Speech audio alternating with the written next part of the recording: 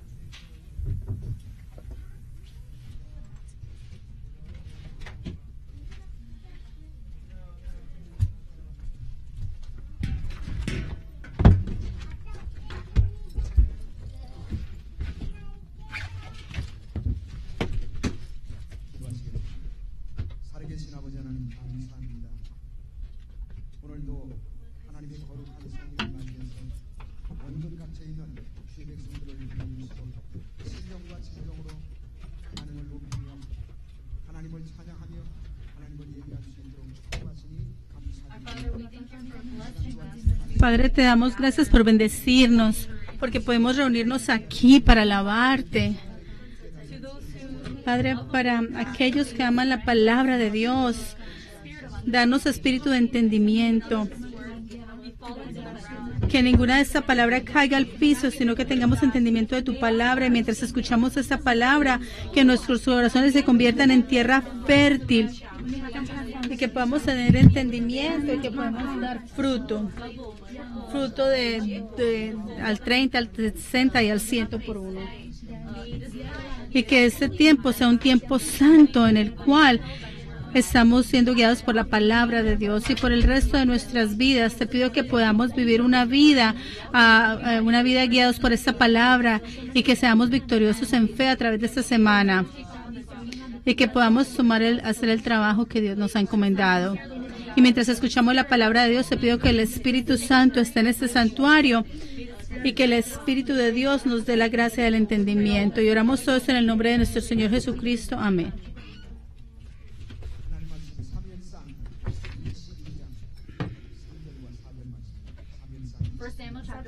Primera de Samuel 22. Primera de Samuel 22, 3 y 4. Primera de Samuel 22, 3 y 4. Primera de Samuel 22, 3 y 4.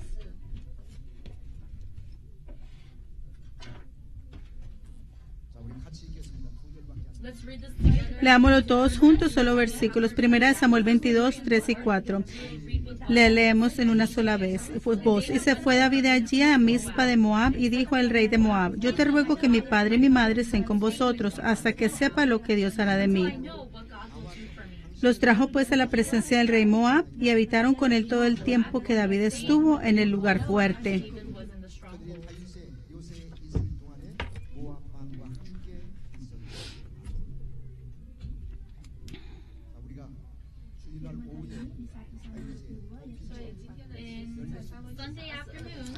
Los domingos por las tardes estamos estudiando acerca de los refugios de David, los lugares donde se refugió David. Y hoy es el sexto refugio, el sexto lugar donde se refugió David. Hoy el sexto lugar donde se refugió David. Y es Moab, Mizpa. Y es Mizpa de Moab. Mizpa es en Mizpa de Moab. Mizpa de Moab. El sexto refugio fue Mizpa de Moab. Ese fue el sexto refugio de David.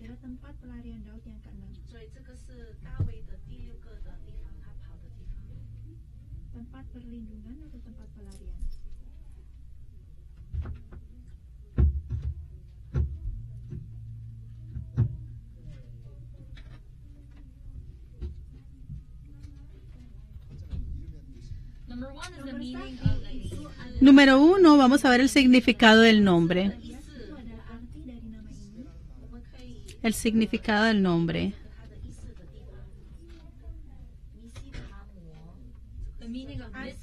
El significado de Mizpa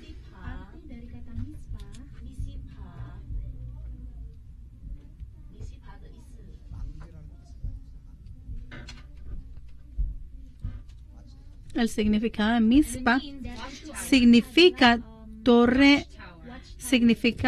de ver.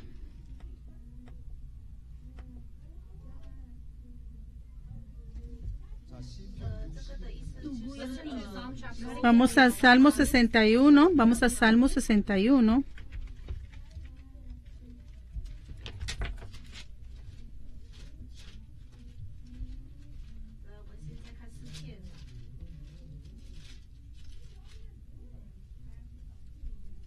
Significa torre de vigilancia. Vamos a Salmo 61. Torre de vigilancia.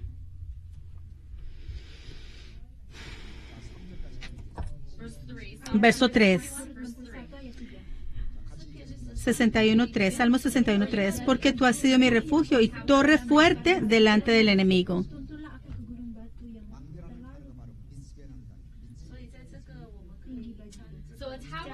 Una torre fuerte aquí. Torre fuerte aquí es Mizpa. Entonces Mizpa tiene el significado de torre torre de vigilancia o torre fuerte. Y en la Biblia, Dios es nuestra torre fuerte, nuestra torre de vigilancia que nos protege, que nos cuida.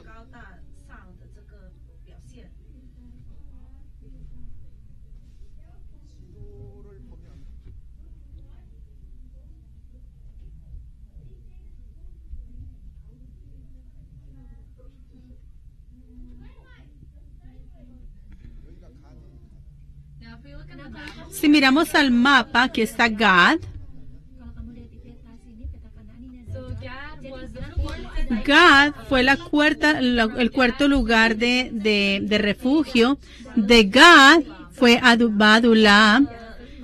Adulam fue la quinta ciudad de refugio.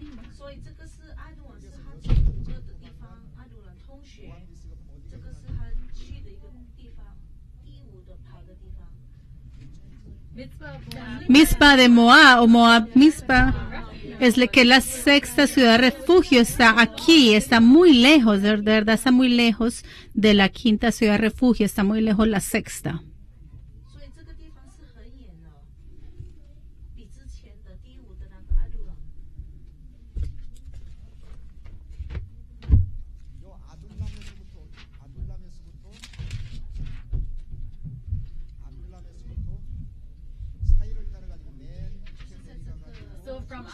De Adulam, yendo por el Mar Muerto, alrededor está Mizpa de Moab.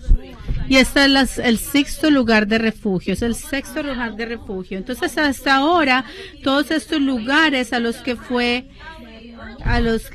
David, Mizpa de Moab es el lugar más lejano. Y en el centro está el Mar Muerto. Entonces, alrededor, David corrió desde Adulam por todo el Mar Muerto hasta Mizpa de Moab.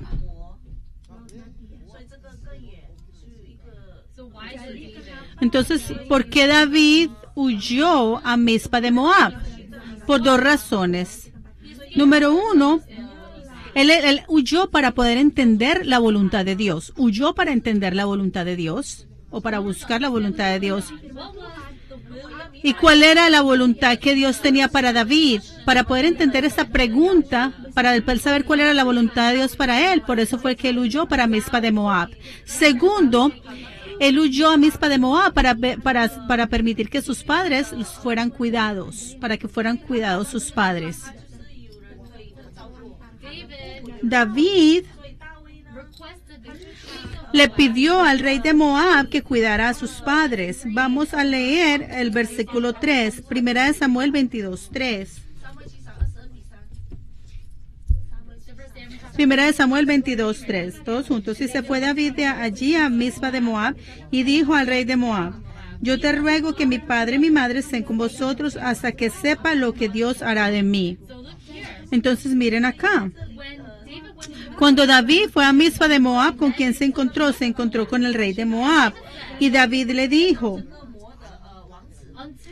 hasta que yo sepa lo que Dios hará de mí, por favor, cuida a mis padres. Por favor, permite que mis padres se queden contigo hasta que yo sepa lo que Dios hará de mí. La expresión a lo mejor está un poquito difícil de entender, pero esto significa: voy a pedirte que por favor cuides a mis padres hasta que yo sepa cuál es la voluntad de Dios para mi vida. Vamos al verso 3 una vez más. Y David se fue de allí hasta Mizpa de Moab y dijo al rey de Moab: yo te ruego que mi padre y mi madre estén con vosotros hasta que yo sepa lo que Dios hará de mí.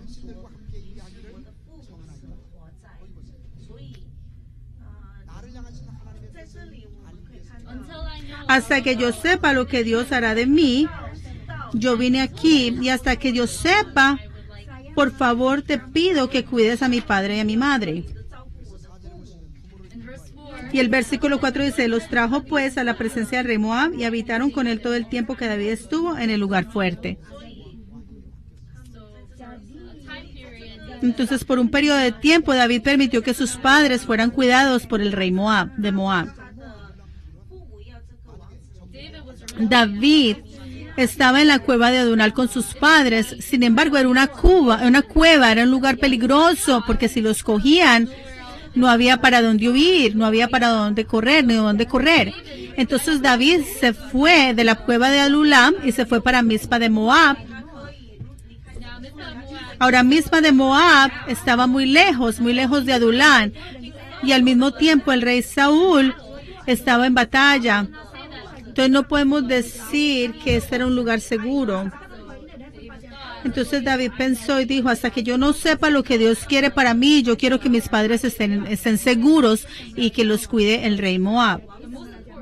Lo más importante es las lecciones que podemos aprender de esto. Las lecciones que podemos aprender de esto.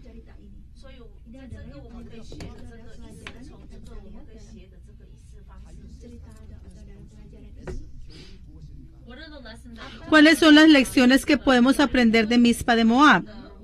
Número 1.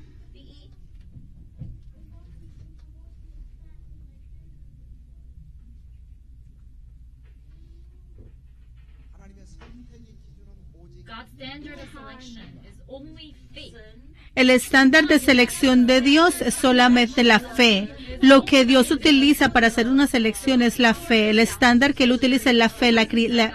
Lo que Dios mira para seleccionar una persona no es ni el linaje, ni su casa, ni sus posesiones. Dios escoge a una persona de acuerdo a su fe. Si esa persona tiene fe en Dios. Y esa fe de Dios es el estándar más importante para Dios escoger a una persona. Y la razón por la cual digo esto, ¿cómo fue que David le entregó sus papás al rey Moab? ¿Por qué? Porque Dios era un extranjero. Y él fue a una nación extranjera a pedirle a ese rey extranjero que le cuidara a sus padres. Si miramos a la historia de la redención, podemos entender que Moab era la tierra de sus antepasados. Moab fue la tierra de los antepasados de David. Era la tierra de los antepasados de David, de sus ancestros. La tierra de Moab era tierra de sus ancestros.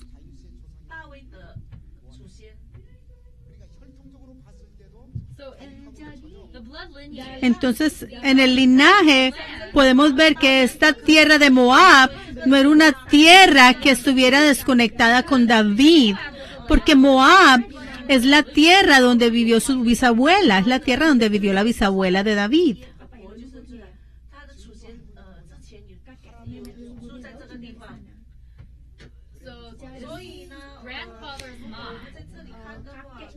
Es la abuela del papá. La bisabuela de David vivió en la tierra de Moab.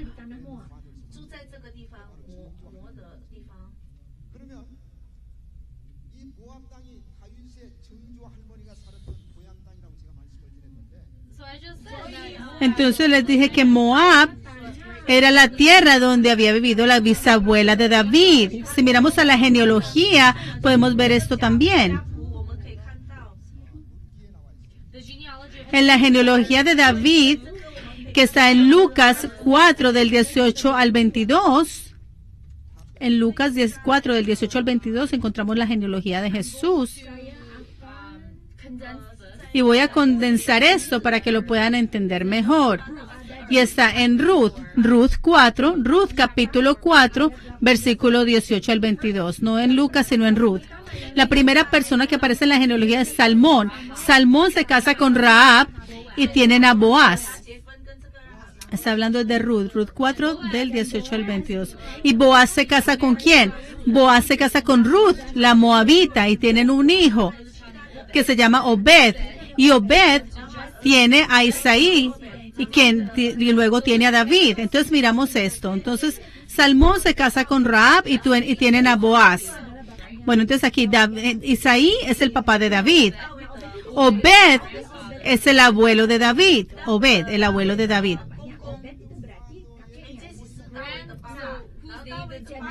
Entonces, ¿quién es la mamá del abuelo de David? La mamá del abuelo de David es Ruth, la moabita.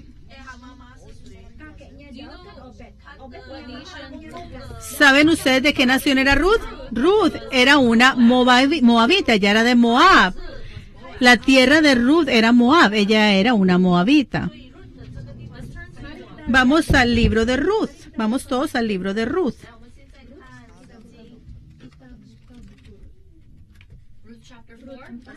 Ruth 4:18, vamos a todos a Ruth 4:18. Siempre se me pierde Ruth. Ruth 4:18, vamos todos a Ruth, que está antes de Samuel. Ruth está antes de Samuel. Ruth 4:18. Nos vamos todos a Ruth 4:18. No, Ruth 4:20. Ruth 4 del 20 al 22. Ruth 4 del 20 al 22.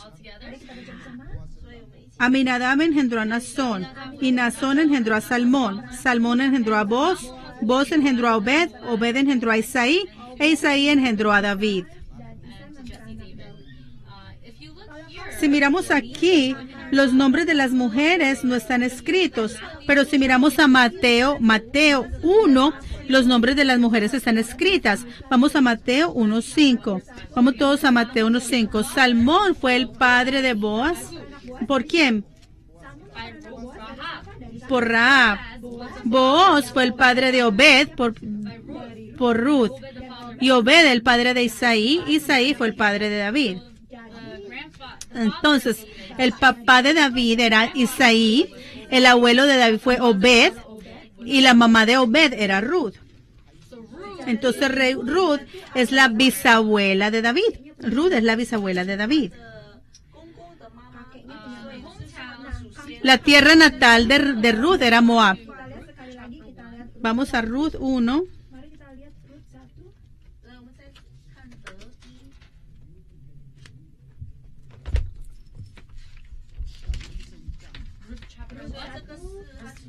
Ruth 1:4. Vamos a Ruth 1:4. Los cuales tomaron para sí mujeres moabitas, el nombre de una fue Orfa y el nombre de la otra fue Ruth, y habitaron allí 10 años. Tomaron para sí mujeres moabitas. ¿Quiénes son? Se está refiriendo.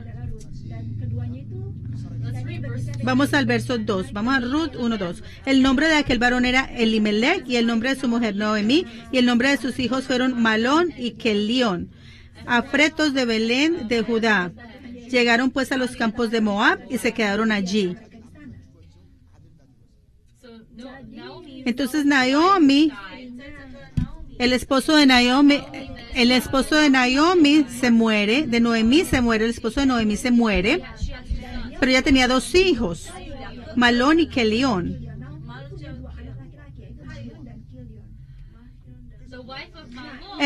La esposa de Malón era Ruth, y Ruth era una moabita. Y la esposa de Kelión también era una mujer moabita, pero los 2 hijos de Noemí, Malón y Kelión, se murieron. Los 2 hijos de Noemí murieron. Entonces podemos ver que Ruth era de la tierra de Moab. La bisabuela de David, quien era Ruth, era de la tierra de Moab. Entonces vemos que la tierra de los antepasados de David era la tierra de Moab. La tierra de Moab no era una tierra extraña para David. ¿Por qué? Porque su abuela era de allí, era moabita, era una mujer moabita.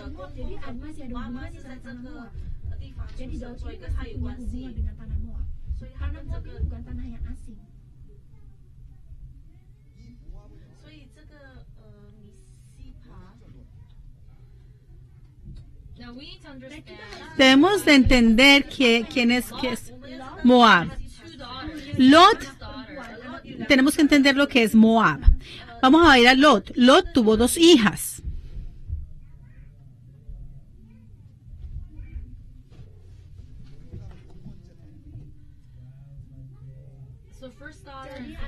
La primera hija y la segunda hija.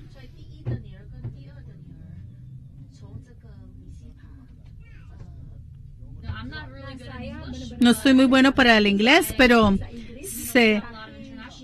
Como sé que hay tanta gente aquí que habla de inglés y él en inglés, voy a tratar de escribir algunas cosas en inglés. Aunque haga errores, por favor, entiéndanme. La primera hija de Lot tuvo un hijo llamado Moab. Y la segunda hija tuvo un hijo que se llamó Amón. La primera hija tuvo a Moab y la segunda hija tuvo a Amón. Y esto está en Génesis 19 del 38 al 39. Vamos todos a Génesis 19. Génesis 19 del 37 al 38. Génesis 19 del 37 al 38. Génesis 19 del 37 al 38.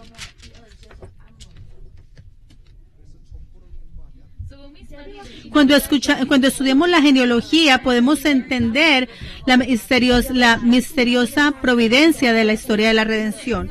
Vamos todos a Génesis 19:36. Y las dos hijas de Lot concibieron de su padre. Y dio a luz la mayor un hijo y llamó su nombre Moab, el cual es padre de los moabitas hasta hoy. Y la menor también dio a luz un hijo y llamó nombre Benamí, el cual es el padre de todos los amonitas hasta hoy. Entonces podemos ver en estos versículos, en la Biblia, esto es una escritura bien embarazosa, pero después de que se destruyó Sodoma y Gomorra, Lot escapó y las dos hijas de Lot vieron que no había hombre en la casa, entonces como Lot no tenía un hijo, entonces ¿qué hicieron las hijas? Las hijas decidieron tener relaciones sexuales con su padre para tener un hijo. Y el primer hijo que nació a través de la primera hija fue Moab, y de la segunda hija, que tuvo relaciones con su padre, tuvo un hijo llamado Amón. Y el Señor dijo que estos hijos nunca iban a poder entrar a la casa del Señor. Eso fue lo que Dios dijo, que estos niños o estos hombres nunca pueden entrar en la casa del Señor.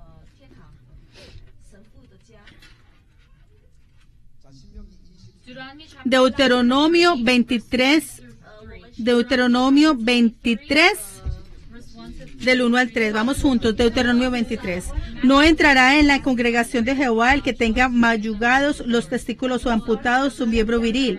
No entrará bastardo en la congregación de Jehová, ni hasta la 10ª generación no entrará en la congregación de Jehová. No entrará amonita ni moabita en la congregación de Jehová, ni hasta la 10ª generación de ellos. No entrará en la congregación de Jehová para siempre. 3 clases de personas no pueden entrar en la congregación del Señor. Primero, los que tienen el miembro viril amputado. Segundo, los que sean ilegítimos, hijos ilegítimos. Y tercero, los moabitas ni los amonitas podían entrar en la congregación del Señor. Podemos ver claramente en el verso 3 que ni los moabitas ni los amonitas podían entrar en la asamblea del Señor. ¿Por qué? Por la forma en que ellos nacieron. Ellos nacieron de forma equivocada. Decir que nunca entrarán en la asamblea del Señor quiere decir que los moabitas ni los amonitas podían entrar en el pacto de Dios. No podían ser gente de pacto de Dios. Y esto es una cosa bien miedosa, esto está susto. Sin embargo, la palabra de Dios se rompió, aunque Dios dijo que ellos nunca pueden entrar en la asamblea de Dios.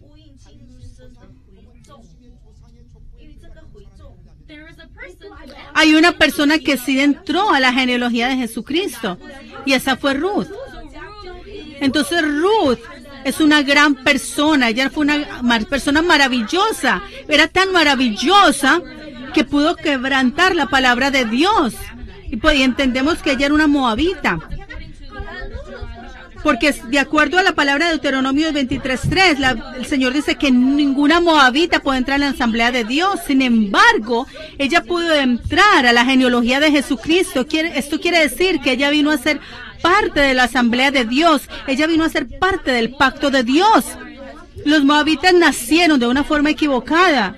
Ellos eran extranjeros. Entonces, ¿cómo fue que Ruth pudo ser parte del pacto de Dios? Podemos decir que David también, podemos ver que David huyó a Moab para llevar a sus padres, para entregarle a sus padres a los moabitas. ¿Qué nos enseña esto? que el criterio de Dios para seleccionar una persona, Él no mira el dinero, Él no mira la autoridad, Él mira la fe de la persona. Él escogió una persona de acuerdo a la fe. ¿Cómo fue que Ruth vino a ser un ancestro de David y un ancestro de Jesucristo? ¿Cómo fue que Ruth pudo entrar a la genealogía de Jesucristo? ¿Cómo fue que ella pudo entrar en la asamblea de Dios? Una cosa que podemos entender de ella es la fe. El Señor mira a su fe. El Señor mira la fe.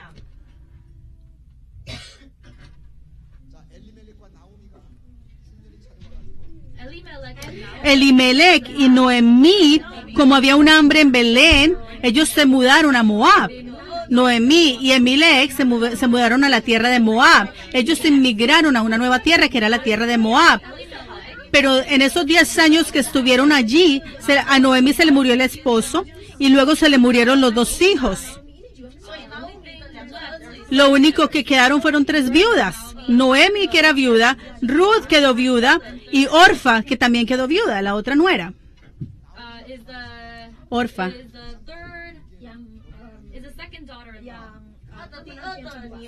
Entonces, ¿qué dijo Noemí? Noemí dijo: ustedes están jóvenes, le dijo a sus nueras, ustedes están jóvenes, vayan a su tierra natal, cásense con otros hombres.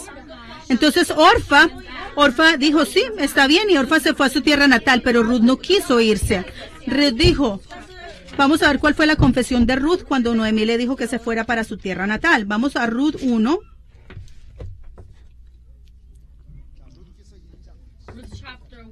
Ruth 1:16. Ruth 1:16. Entonces las 2 nueras quedaron viudas, Orfa y Ruth. Orfa se fue para su tierra natal, regresó a su tierra natal, pero Ruth se quedó con Noemí, con la suegra. Verso 16, respondió Ruth, del 15. Noemí dijo, he aquí tu cuñada se ha vuelto a su pueblo y a sus dioses, vuélvete tú atrás. Respondió Ruth, no me ruegues que te deje y me aparte de ti, porque a donde quiera que tú fueres, iré yo. A donde quiera que vivieres, viviré. Tu pueblo será mi pueblo y tu Dios será mi Dios.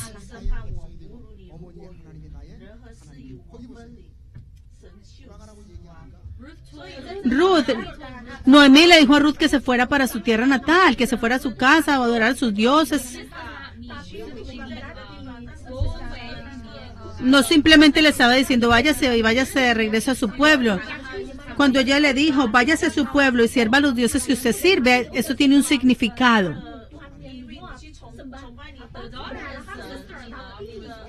La otra nuera, Orfa, se había ido a su gente y a sus dioses. En el verso 15 lo dice. Que la otra nuera, la otra cuñada, se fue a servir a sus dioses. Sin embargo, Ruth dijo, no, yo no me voy a ir. Porque si Noemí se queda aquí, yo me quedo con Noemí. Y la confesión final de Ruth, y la más importante es, tu pueblo será mi pueblo y tu Dios será mi Dios. En ese momento,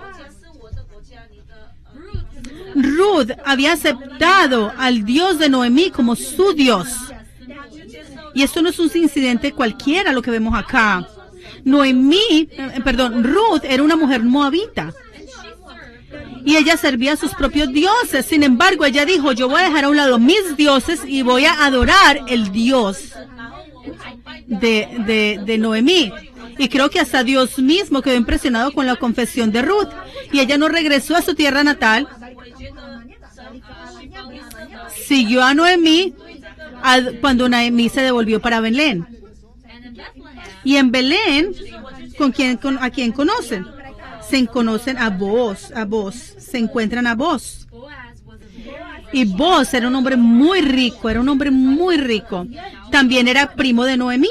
No solamente era rico, sino que era primo de Noemí. Y en ese tiempo había una ley llamada matrimonio liberato. Era una ley que existía y se llamaba el matrimonio liberato. Y el matrimonio liberato quiere decir que si, por ejemplo, alguno de sus primos muere temprano y la esposa queda viuda y sin hijos, alguien miembro de la familia se puede casar con esa viuda. Y ese hombre que se case con ella tiene que cuidar a esa viuda como si fuera su esposa. Entonces, a través de Obed nació Isaí, y a través de Isaí nació David. Entonces, Boaz con Ruth tuvo a Obed. Obed tuvo a Isaí, e Isaí tuvo a David. Y así fue como Ruth vino a ser un ancestro de David. Y así fue como Ruth pudo entrar en la genealogía de Jesucristo. Ruth se casó con Boaz.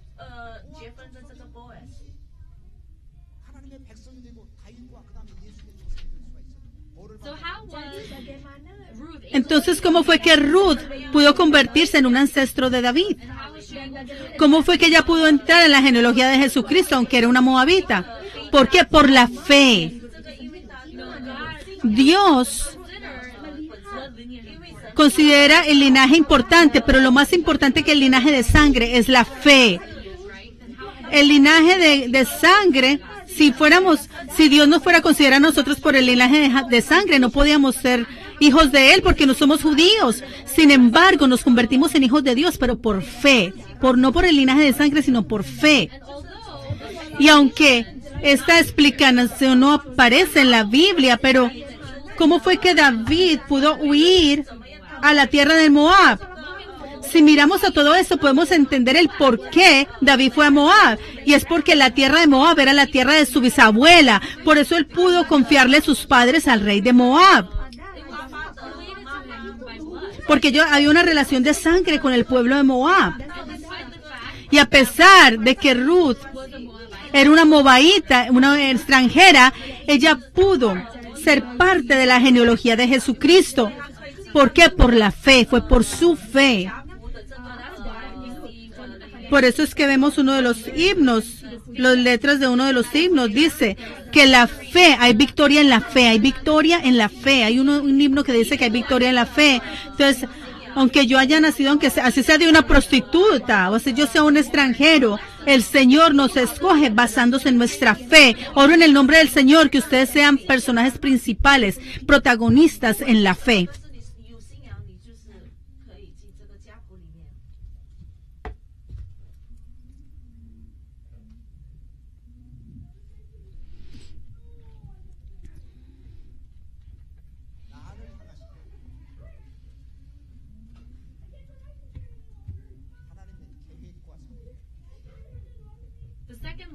La segunda lección que podemos aprender de esto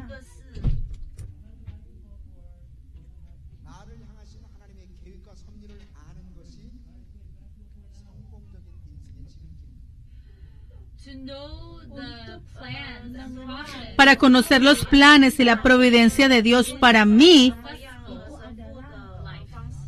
El conocer los planes de Dios y la providencia de Dios para mí, esa es una vida que triunfa. El conocer los planes de Dios para mi vida es una vida triunfante. Sin embargo, cuando viene el sufrimiento a mi vida, las visiones y los planes que Dios tiene para mí empiezan a nublarse. Porque en ese momento usted se siente cansado y es difícil ver los planes, se ven todos nublados. Cuando David fue donde el rey de Moab, él hace la confesión, él dice lo siguiente: hasta que yo sepa lo que Dios tiene para mí, me quedaré aquí. Y mientras esté aquí, quiero que usted cuide a mis padres. Vamos al verso 3 una vez más. Primera de Samuel 22:3. Primera de Samuel 22:3. Primera de Samuel 22:3. Y se fue David de allí a Mizpa de Moab y dijo al rey de Moab: yo te ruego que mi padre y mi madre estén con vosotros hasta que sepa lo que Dios hará de mí. Aquí lo dice: hasta que yo sepa lo que Dios hará de mí, me quedaré aquí. Y cuida a mi padre y a mi madre. A través de esta confesión,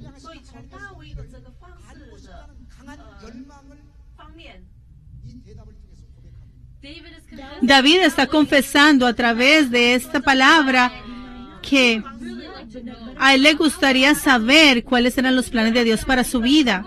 Después de haber sido ungido por el profeta Samuel, comienza la vida de sufrimiento de David. Él comienza a huir de la presencia del rey Saúl. Y muchas veces él llegó al punto de que a lo mejor dijo, ¿para dónde voy? ¿Qué va a pasar con mi vida?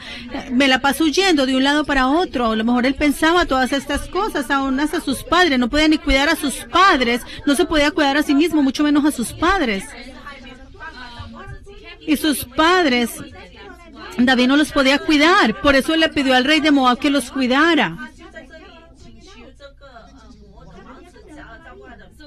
Entonces, David a lo mejor pudo haber estado quejándose y diciendo, Señor, ¿cuáles son tus planes para mi vida? ¿Qué es lo que yo estoy haciendo? Porque estoy huyendo. Y hasta que yo sepa cuáles son los planes de Dios para mí, por favor, déjeme quedarme aquí en la tierra de Moab. Y cuida a mis padres. Esa fue la confesión de David. Hasta que yo no sepa cuáles son los planes de Dios para mi vida y cuál es la providencia de Dios para mi vida, por favor, que déjame quedarme acá.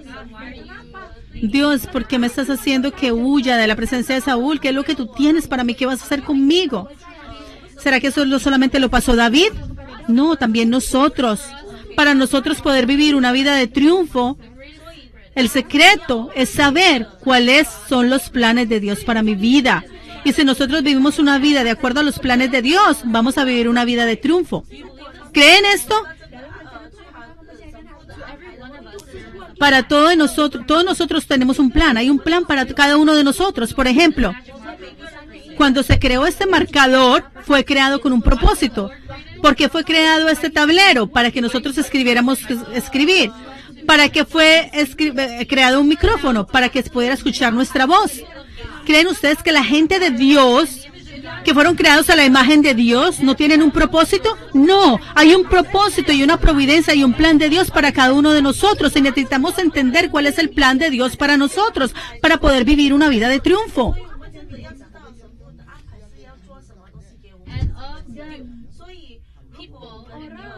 De la gente en el Antiguo Testamento que confesaron esto, que confesó esto, fue Job. Vamos a Job 23. Una de las personas que hizo esta confesión en el Antiguo Testamento fue Job. Vamos a Job 23.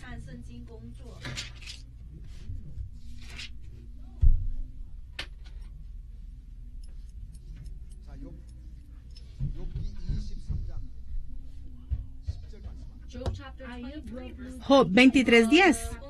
Job 23:10. Job 23:10. Job 23:10. Mas él conoce mi camino, me probará y saldré como oro.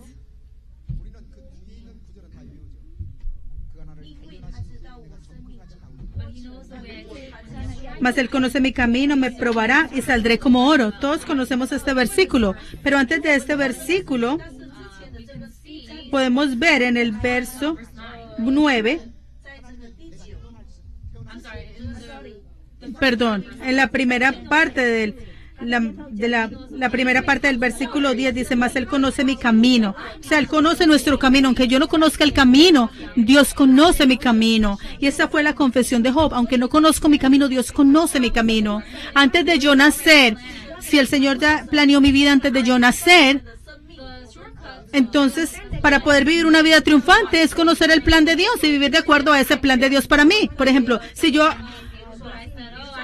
hago este pocillo, este vaso, esta copa, esta taza. Por ejemplo, esta taza fue creada, ¿verdad?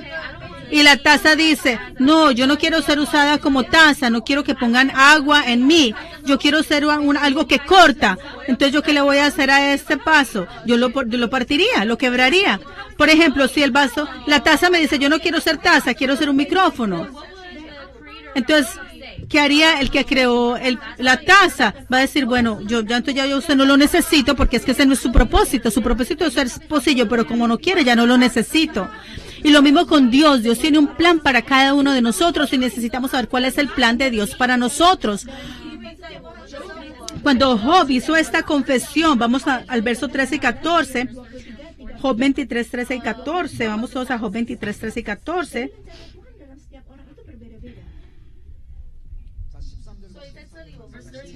Dice, pero si él determinara una cosa, ¿quién lo haría cambiar?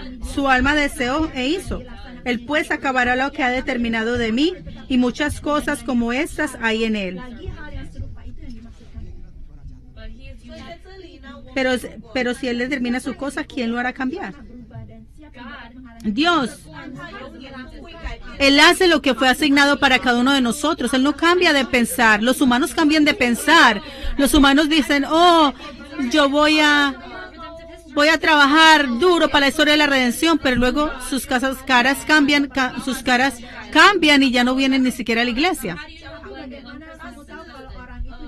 ¿Cómo sabe usted cuando una persona...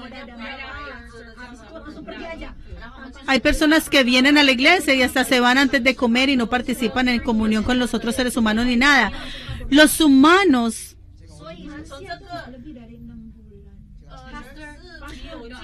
Pastor, yo estaba en tinieblas y ahora voy a serle leal a la iglesia, pero luego 6 meses más tarde, esa persona cambia y dice, no voy a volver a la iglesia.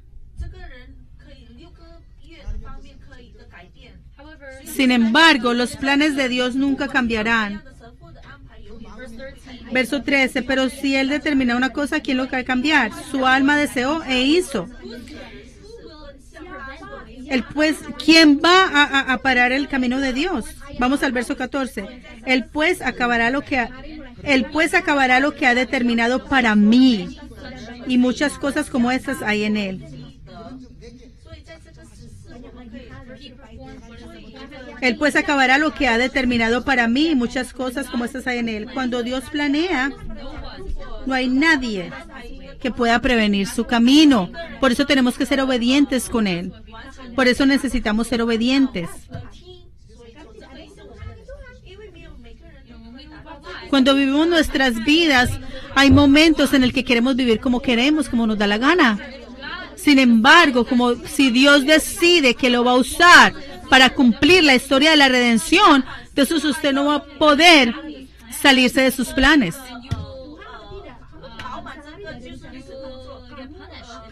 Y va a ser castigado si no hace lo que Dios ha planeado para usted. Y después de haber pasado todo el sufrimiento, a lo mejor usted regrese a la iglesia hasta con una pierna rota. Entonces es mejor ser obediente desde el principio para no tener que irse y luego volver todo vuelto en nada. Y es lo mismo con David.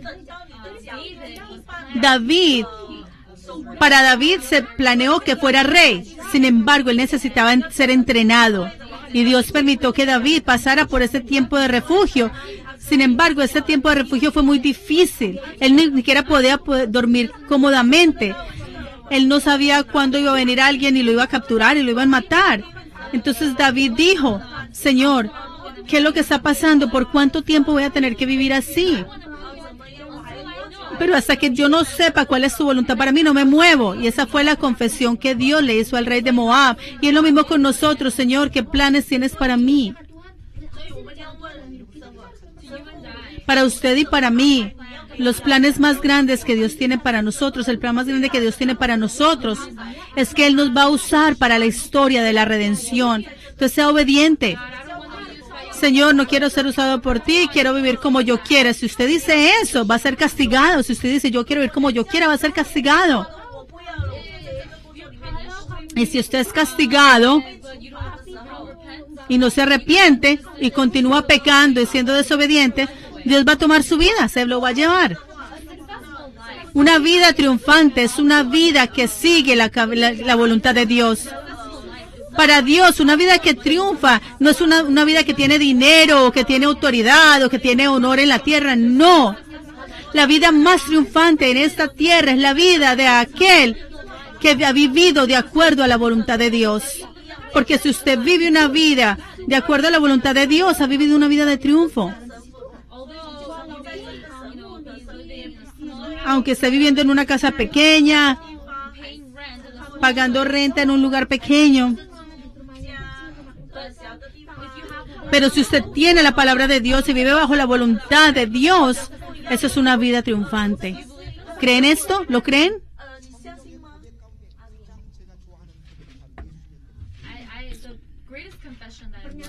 La confesión más preciosa de la cual yo he visto en la Biblia está en Juan 17:4.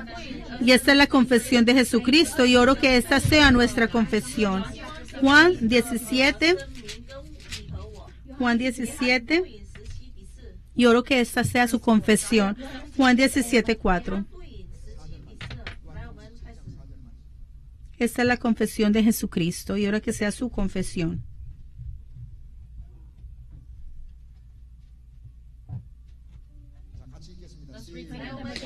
Todos juntos, yo te he glorificado en la tierra, he acabado la obra que me diste que hiciese.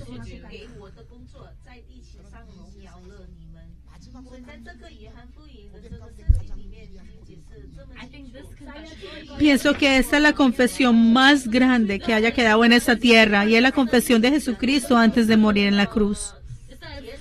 Dice, Dios me dio trabajo para hacer, el Padre me dio trabajo para hacer y yo lo he acabado.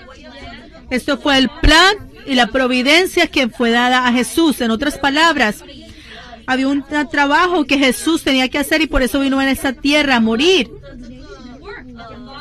Dios nos ha dado trabajo por hacer. Y Él dijo, Dios, el Padre me dio trabajo por hacer y lo cumplí. No huí del trabajo, no salí corriendo, lo cumplí. ¿Y qué pasó? Te glorifiqué en la tierra. ¿No le parece que esa es una vida victoriosa? Entonces, ¿cuál es el trabajo que Dios le entregó a Jesús? Fue la cruz. Porque él necesitaba cargar esa cruz y salvar a los humanos del pecado, a la humanidad del pecado. Tenía que morir en esa cruz. Y es algo, el juicio más terrible es la cruz. Sin embargo, la Biblia no dice que la vida de Jesús fue una vida de fracaso. No, Él fue obediente a la palabra de Dios. Jesús glorificó al Padre en la tierra. Él murió a la edad de 33 años. Jesús no tenía dinero, no tenía herencia, no tenía nada. La herencia más grande que Él tenía eran los 11 discípulos. Y finalmente murió en la cruz. A la perspectiva del hombre, ¿cómo podemos decir que la vida de Jesucristo fue una vida victoriosa? El hombre no dice eso. Sin embargo, Jesús es un modelo de victoria, de una vida victoriosa, porque Él cumplió con el trabajo que Dios le había encomendado. Y hubo otra persona que cumplió esto y fue el apóstol Pablo. Vamos a 2 de Timoteo.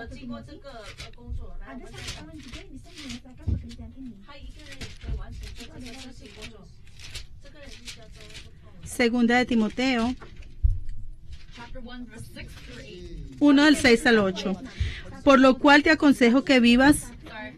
Primera de Timoteo 4 del 6 al 8. Porque yo ya estoy para ser sacrificado y el tiempo de mi partida está cercano. He peleado la buena batalla, he acabado la carrera, he guardado la fe. Por lo demás, me está guardada la corona de justicia, la cual me dará el Señor. Dice, yo he peleado la buena pelea, he acabado la carrera. ¿Qué quiere decir esto?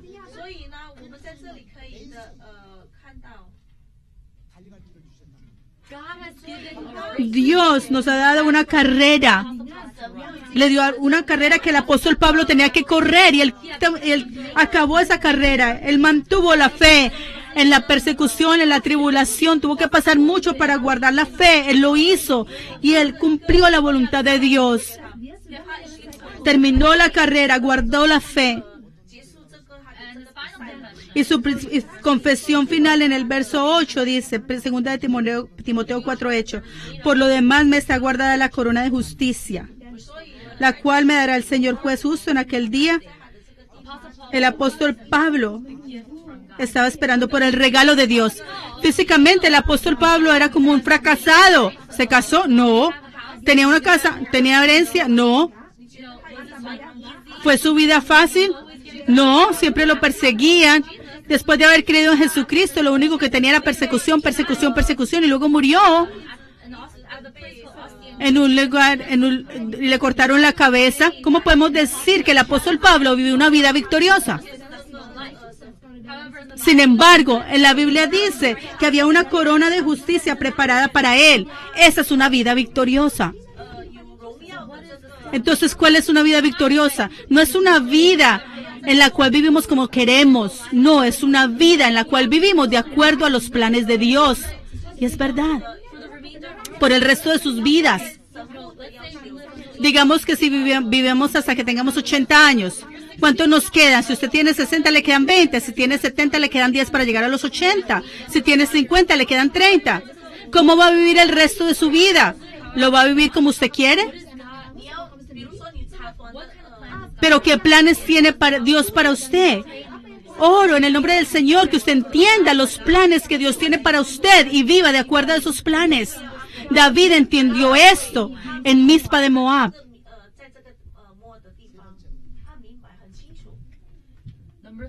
Número 3.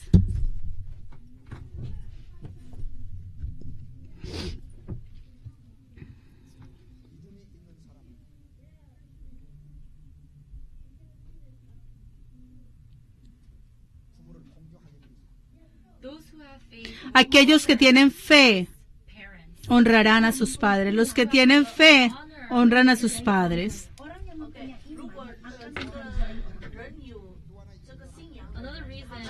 Otra razón por la cual David fue a Mizpa de Moab fue para poder encomendarle sus padres al rey de Moab. David estaba en una situación en la que estaba huyendo. Él no podía cuidarse a sí mismo, mucho menos iba a poder cuidar a sus padres. Y si él llevaba a sus padres con él, sus padres ya estaban ancianos, ya estaban cansados. Entonces él fue a Mizpa de Moab y allí entiende, se da cuenta que esa era la tierra de su bisabuela. Entonces le pide al rey de Moab que por favor le cuide a sus padres. Podemos ver que David era un hombre leal, una persona muy leal hacia sus padres. Una persona de fe honrará a sus padres, así como David. Podemos probar la fe de una persona de muchas formas, pero un factor muy importante para probar la fe de una persona es saber cuál es la actitud de esa persona hacia sus padres. Una persona de fe honrará a sus padres.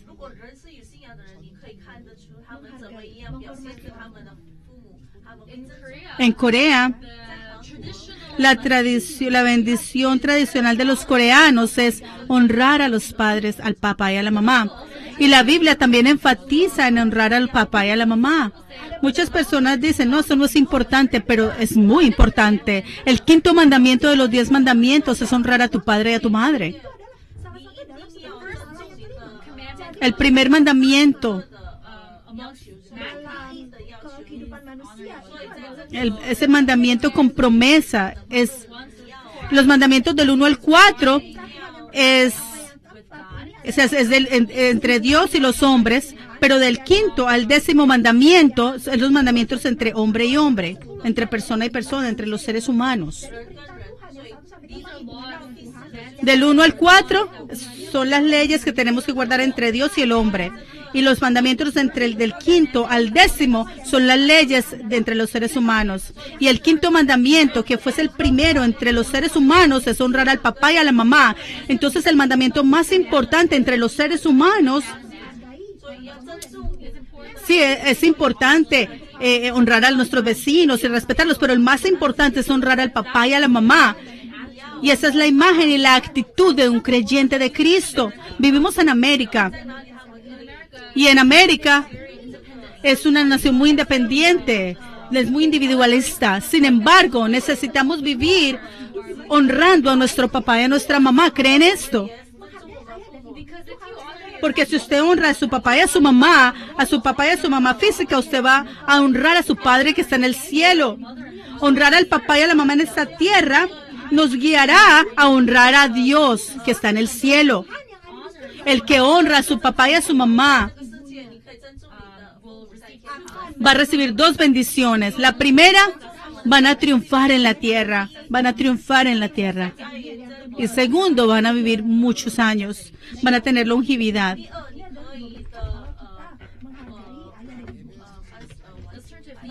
Vamos a Efesios 6. Efesios 6. Efesios 6.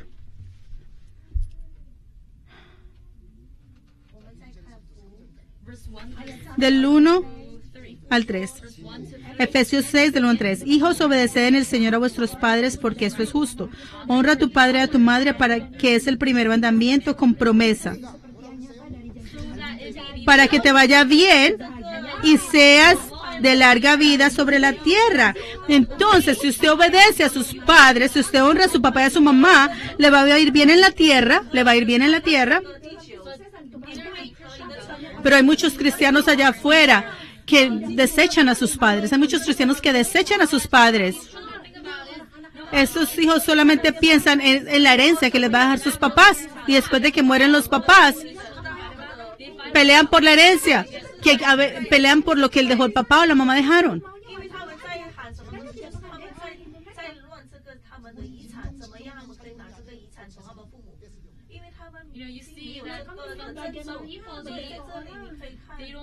Mucha gente ni siquiera van donde los padres, se alejan y nunca vuelven. Y luego vienen cuando se muere el papá o se muere la mamá a buscar la herencia. Deuteronomio 27. Vamos todos a Deuteronomio 27. Deuteronomio 27, 16.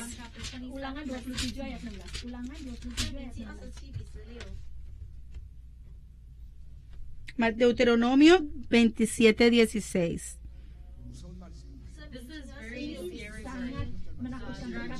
Deuteronomio 27 dice: maldito el que deshonrare a su padre o a su madre.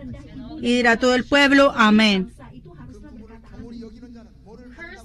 Maldito el que deshonrare a su padre y a su madre.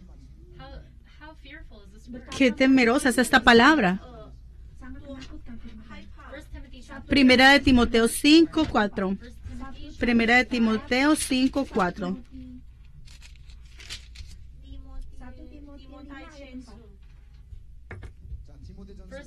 Primera de Timoteo 5:4 dice: pero si alguna viuda tiene hijos o nietos, aprendan estos primero a ser piadosos para con su propia familia y a recomenzar a pensar a sus padres, porque esto es lo bueno y agradable delante de Dios. Dice: pero si alguna viuda tiene hijos o nietos, aprendan estos primero a ser piadosos para con su propia familia.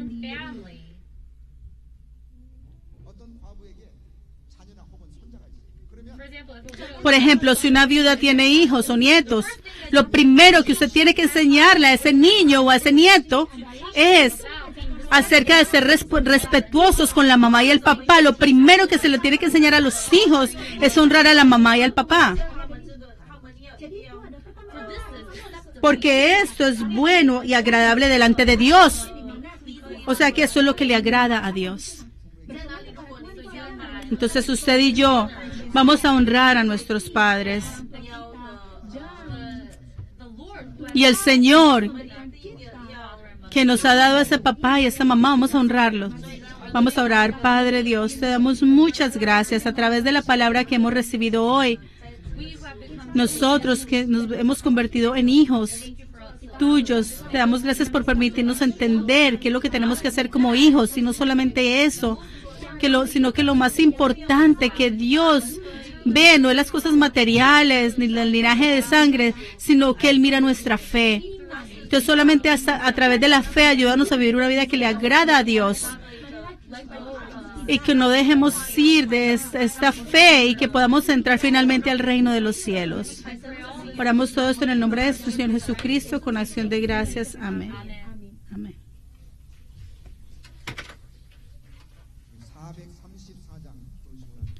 Hymn number 434. Hymn number 434.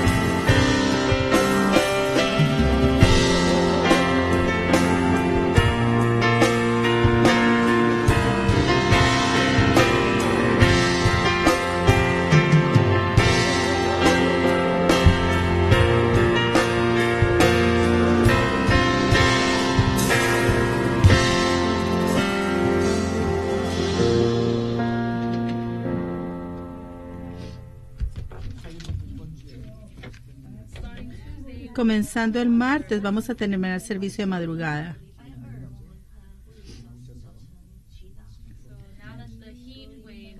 Ahora que ya ha pasado el calor, por favor, vengan al servicio de la madrugada. Vamos a orar juntos. Vamos a estar de pie.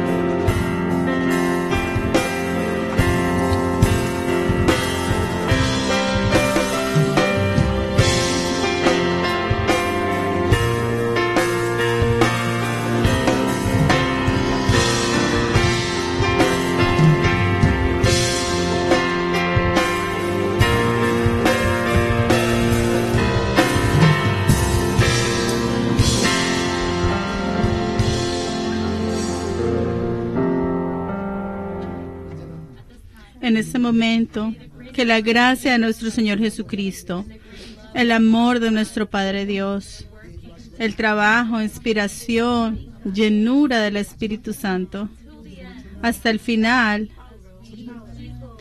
y mientras que agradamos al Señor en fe, y seguimos al Señor y entramos al reino de los cielos, sobre la cabeza de los miembros de la congregación, sobre los que están escuchando en el internet, sobre sus trabajos, sus negocios y sobre esta iglesia, esté con ustedes por siempre y para siempre. Amén.